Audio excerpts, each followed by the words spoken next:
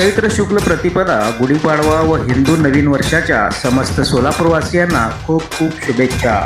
शुभेच्छुक Shri Gayatri builders and developers, Solapur.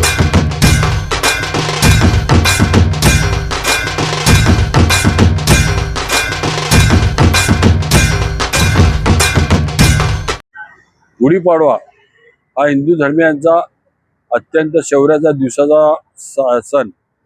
हा सण महाराष्ट्रामध्ये फार मोठ्या प्रमाणात साजरा केला जातो. या दिवशी हिंदू धर्मशास्त्राप्रमाणे नवीन वर्षाची सुरुवात होते आणि त्या दिवशी शौर्याचा दिवस म्हणून घरासमोर आपण गुढ्या उभा करतो.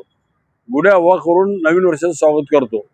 पण काही वर्षापूर्वी यात काही खोडसाळ लोकांनी या गुढ्या उभा करताना शौर्याच्या दिवशी लोकांच्या घरासमोर, नागरिकांच्या घरासमोर म्हणजे हिंदूच्या घरासमोर आणि मराठा समाजाच्या घरासमोर त्या ठिकाणी साडी चोळी आणि साडी चोळीने गुढ्या उभा करायचं त्या शास्त्र काढलं.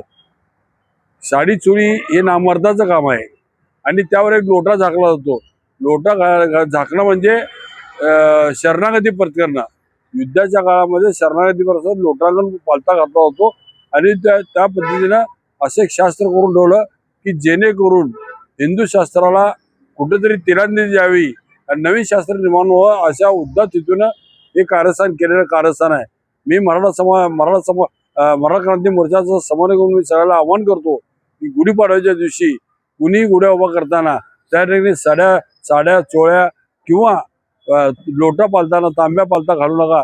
तर त्या ठिकाणी आपल्या धर्माचा, आपल्या समाजाचा आणि छत्रपती शिवाजी महाराजांनी जो मानानं उभा केलेला आहे, बसवेश्वर महाराजांनी जो मानानं उभा केलेला आहे आणि धर्मशास्त्राप्रमाणे तुकाराम महाराजांनी अभंगवाणीत पंढरपूरला जाताना ज्या भगव्या झेंड्याला मानाचं स्थान दिलं, त्या झेंड्याला घरासमोर मानानं उभा करा, सन्मानाने त्याची पूजा करा आणि गुढ्या उभा करा. भगव्या झेंड्याच्या गुढ्या उभा करा.